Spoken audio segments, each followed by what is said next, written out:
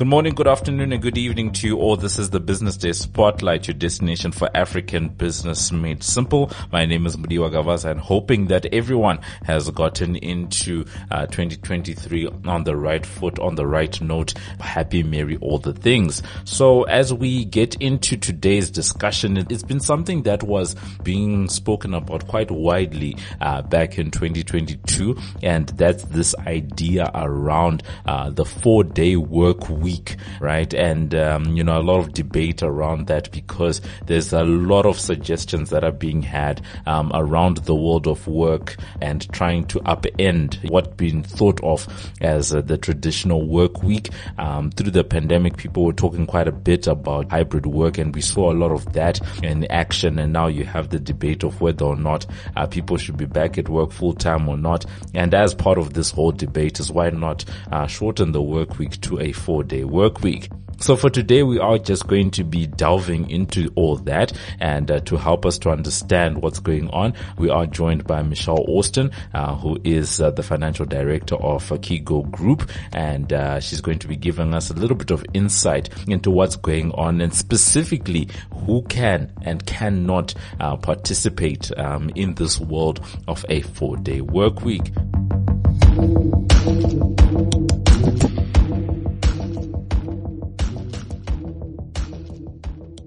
Michelle, greetings to you today. Good afternoon, good morning, good evening, Mudiwa. How are you? No. We are doing good. Alive, good, well, and thriving on this end. Perhaps maybe before we get into, the 4-day work week itself, getting a little bit of insight into Kigo Group, South Africa. What area of business are you guys in, and what's your interest around this issue of the 4-day work week? Perfect. So the Kigo Group of companies there's 5 companies that form part of it. We are involved in the manufacturing space, and we supply equipment and consumables mostly to mines, refineries, and to assay laboratories in the mining space, specifically for precious metals. We've also branched out a little bit in recent years, and we also now supply the industrial sector. So, yes, my interest in this is I am heavily involved in HR, and I think it's a very topical discussion that, brings out some good, debates and opinions that come out. And those are the type of conversations that I enjoy having. All right. So, we've got someone who is, quite involved around this and is, not shy to engage in the debate. So when we look at the debate, the discussion, where things are sitting right now, Michelle, where are we? Right, when it comes to the 4-day work week? Is this one of those pie in the sky type of debates that people have, sort of theoretically thinking about what life could be in the world of work, or are we seeing actual progress about this? And if there is progress, is it in South Africa, outside of South Africa? Because this sounds like something that would probably be taking hold somewhere in the first world. I think I've heard of a couple of studies in Europe where they've been trying to pilot this type of thing. So it's quite interesting if you look at the rest of the world. So for instance, Europe, there's a lot of companies, for instance, I think Germany, currently runs on about a 27-hour week. So much less than our typical 40-hour week. If you look back at history, in sort of the 1920s, the norm was actually a 6-day working week. And Henry Ford was one of the instigators of changing it to a 5-day work week. So bringing it down to a 4-day work week is not something that's really new. It's just something that has obviously gained traction because of COVID and people working at home a lot more, people seeming to be a little bit more productive at home. So, just in terms of the rest of the world, there's a number of countries that are busy doing trials or have just finished trials. So, for instance, New Zealand, they've had a couple of companies doing it, and basically it's been maintaining their productivity levels. Employees have improved job satisfaction, a better work-life balance or integration, and they're more loyal to the company. There's also been a decrease in stress. They're reporting from 45% to 38%. And then there's other places that have been doing this. So for instance, Japan, a country that is notorious for overworked employees, they rank 20th out of 35 countries in terms of productivity. They've just finished their first experiment, and that's led to a 40% increase in productivity. So that's quite drastic. The UK is also busy with some trials at the moment. And then in terms of South Africa, there is a whole movement, the 4-day work week movement, that is being implemented in South Africa. There are currently, I think it's about 20 or so, between 10 and 20 companies that have signed up for it. There's been a bit of interest, so they've extended the deadline for the first trial until the 15th of Jan, so in a couple of days' time.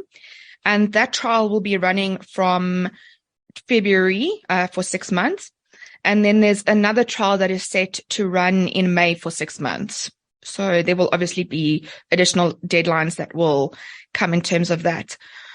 Then in terms of how realistic do we think it is in South Africa? I definitely think that there are some industries that it could work in. And I think that there are actually a couple of companies that do this already in South Africa. So I think it is a very plausible thing that it could become a true thing that happens.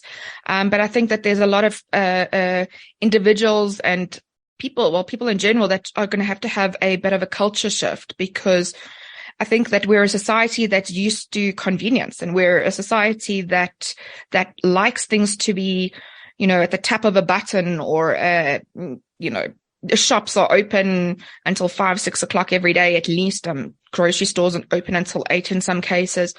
So I think it's definitely going to take a shift in some cases, but I think it is a reality, that we could start seeing that becoming the norm in the not too distant future.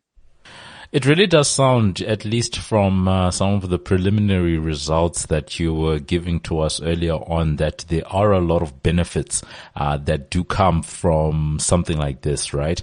And I'm just thinking about, we seem to be at that moment in society where we are taking more cognizance of employee wellness, mental health, all of those issues. And it certainly does make sense. However, to your last point just now, the level of convenience that we are expecting in this always on world does come at a price.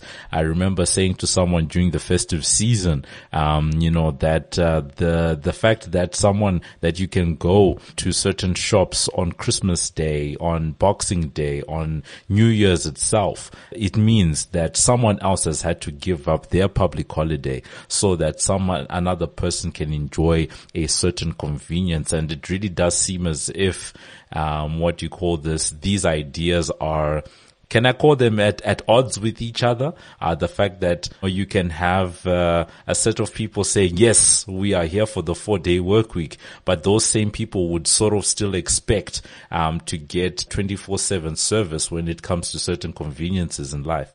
Yeah. I mean, for instance, so I'm going to give you a personal thing that happened to me. The shopping center that's down the road from me used to be open. There's a Woolies and a Clicks and whatever there.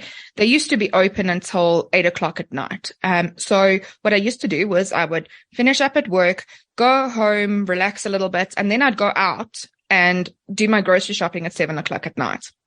Come COVID, the hours were reduced drastically. And if I remember correctly, they closed at 4 or 5 o'clock to allow staff members to get home before we had to be home at 10 o'clock at night. So, it's something that we get used to. So it's going to take a complete mind shift in certain cases, for it to become a reality.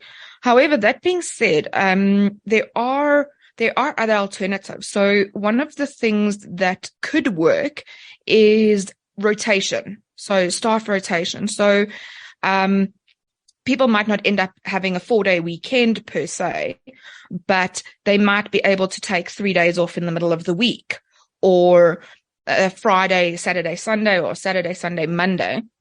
And almost work in shifts to be able to make sure that there is that customer service, 24/7. So that is an option that could work. Some things that we just need to be careful about or to consider are the costs of doing that. So, you now suddenly have somebody who was working 5 days a week or 6 days a week and is now working 4. You might have to hire new staff to cover the additional shifts, which is fine as long as there is a resulting increase in sales or income to cover that increased cost.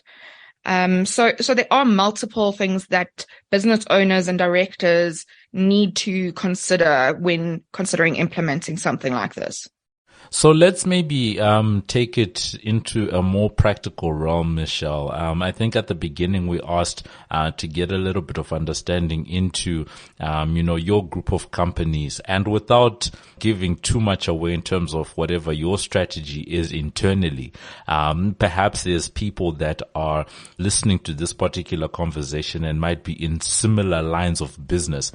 Maybe you could talk us through the industries that you operate in, what works, what doesn't work. Is it a matter of just cutting down a day of production? Is it just saying, you can have a 3-day weekend? Is it giving people the ability to do the rotations that you were talking about just now? Certain people even have 6-day work weeks. So how does that affect those types of dynamics? Maybe you could talk us through how you would think around the types of industries that you guys operate in. Sure. So we work in the manufacturing space. And we supply mines, which in most cases are operational at least 5 to 7 days a week. In some cases, some mining operations run 24/7. Something to just bear in mind is that the mining industry is also one of the biggest contributors to GDP. So we need to be careful there.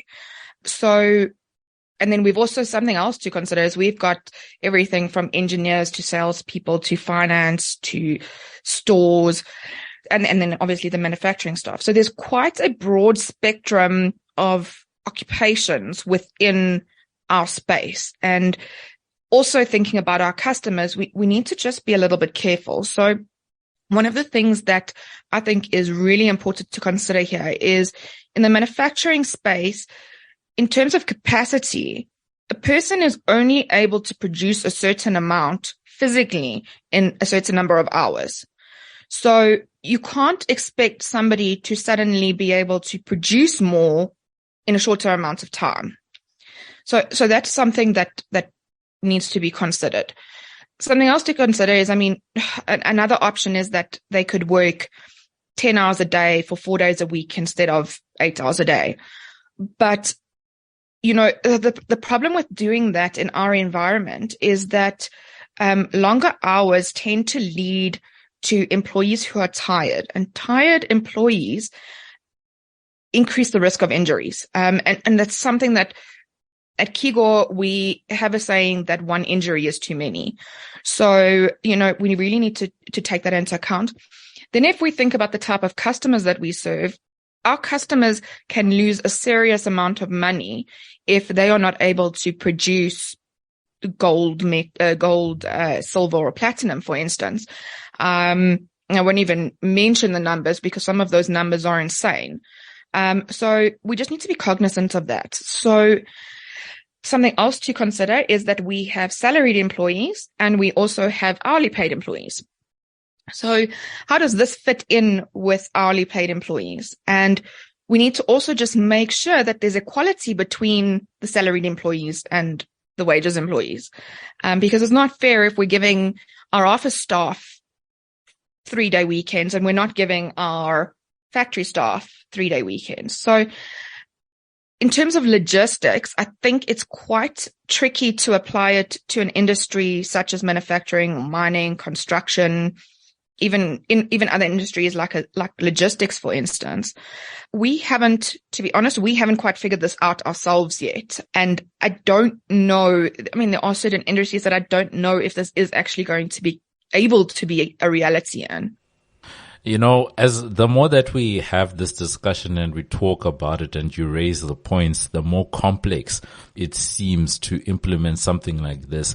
Complex not because it can't be done, but complex because so many of our systems, whether it's the structure of the economy, is geared towards that Monday, Tuesday, Wednesday, Thursday, Friday type of paradigm when it comes to working, at least for the majority of people, albeit they are the 24-hour, 7-day-a-week type of operations, such as the mines that you were speaking about just now. But I guess it sort of shows just how much we've geared so many of the systems in our economy towards that 5-day work week, and that even reducing to 4 days, just reducing the work week by 1 day would literally, it feels like you are trying to turn the Titanic around, in a big way, because you probably have to get buy-in from so many different stakeholders to make everything work. And I think the last one, just on that debate around salaried versus wage workers,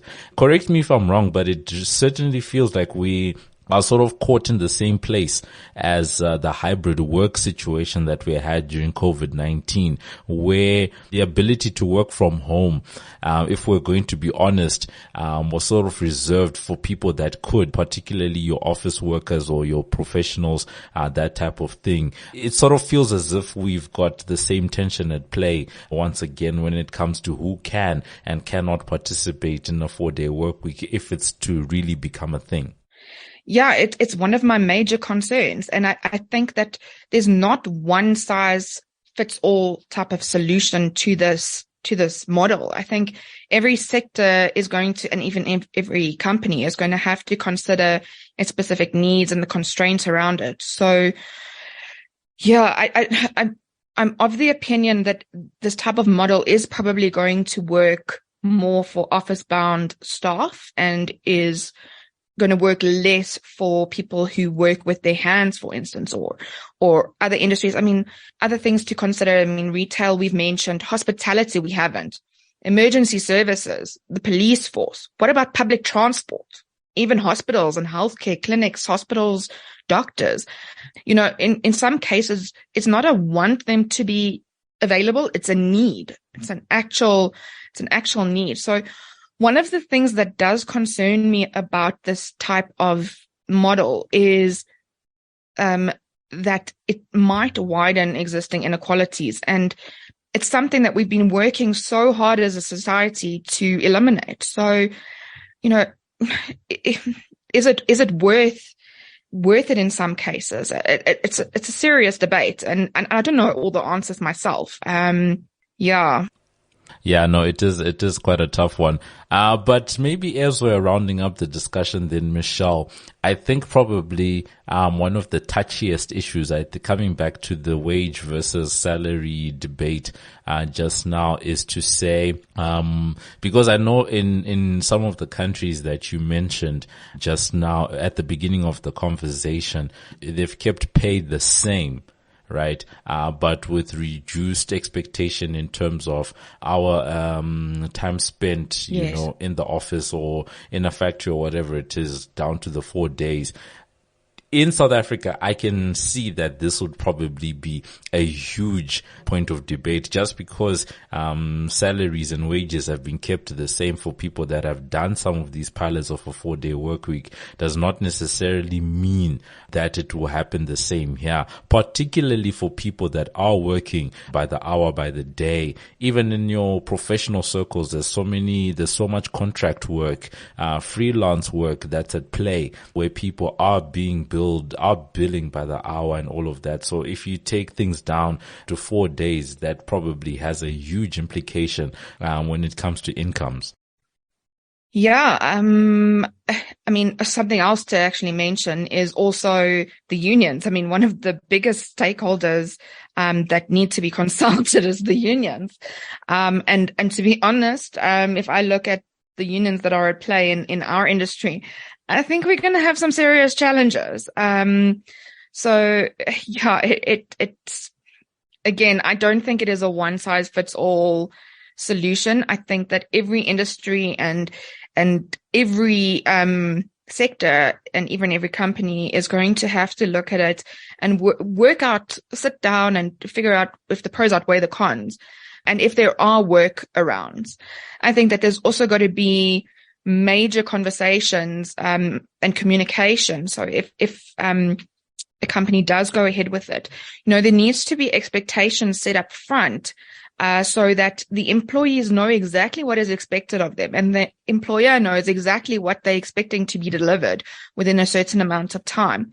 And the conversation needs to be ongoing, because if it isn't, it's going to I actually think it will result in the opposite effect. So disgruntled employees, disengaged employees, and, employees who ultimately is going to result in the opposite effect happening and productivity actually taking a dip. So yes, I mean, there are, like you mentioned, consulting type industries. I mean, as a consumer or as a company purchasing consulting services, the only other option is going to be, if they resort to a work week and they want to keep their income the same, is going to be to increase prices. And how are the buyers of those services going to feel about that? So there really there's a lot of puzzle pieces to fit together to try and figure out what is going to work and what's not going to work. Most certainly. And we're definitely gonna have to continue this debate, more and more as people grapple around this issue. Is the 4-day work week really something that's workable? Have we geared too much of our society and our economy towards, that 5-day type of paradigm?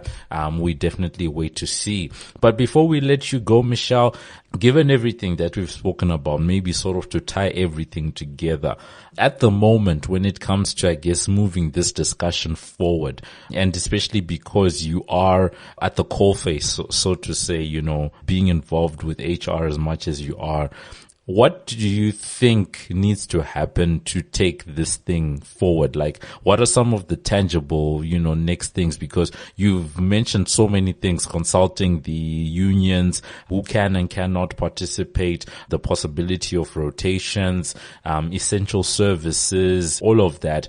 But to actually take the discussion forward, what do you think tangibly needs to be happening at the moment?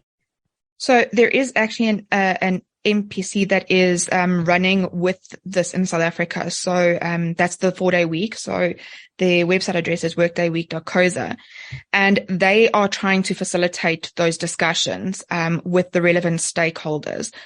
So there have been people and companies who have signed up for this trial. So I think going forward, I think it's going to be, I think they're going to actually end up taking the brunt of it and discussing the major findings from those pilots with the relevant stakeholders, and obviously releasing them to media as they finish off those studies.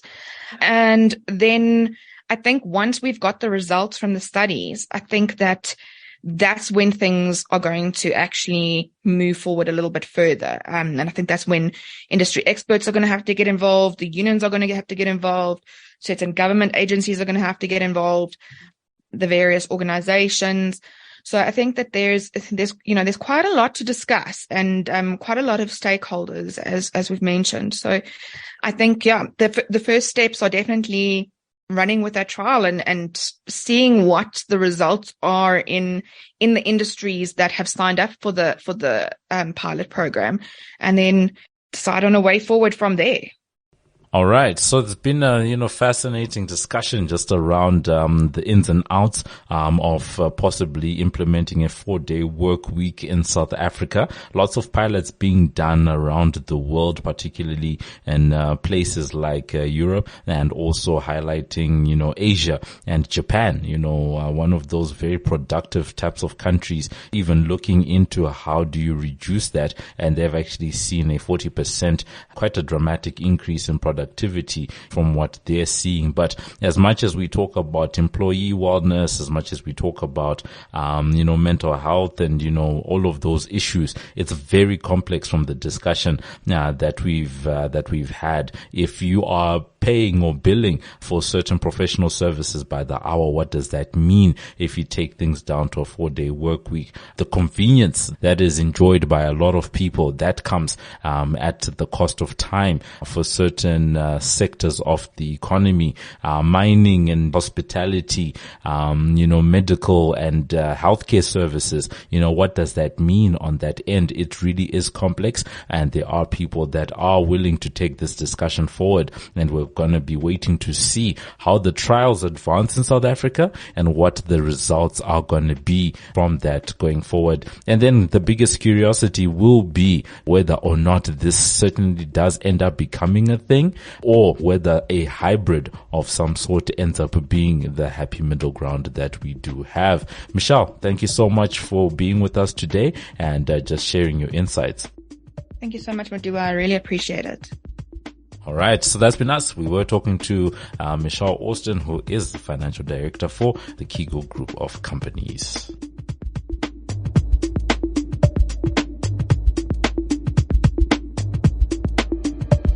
And that's been it for this edition of the Business Day Spotlight. Remember that you can find our latest podcast on Business Live. That's under the podcast Business Day Spotlight tab. On Twitter, we're #BD Spotlight. And remember that you can review and subscribe for free on iono.fm, Spotify, Apple Podcasts, Google Podcasts, Pocket Casts, or wherever you choose to get your pods casted. Thank you to our amazing team. Our producer is Paige Muller.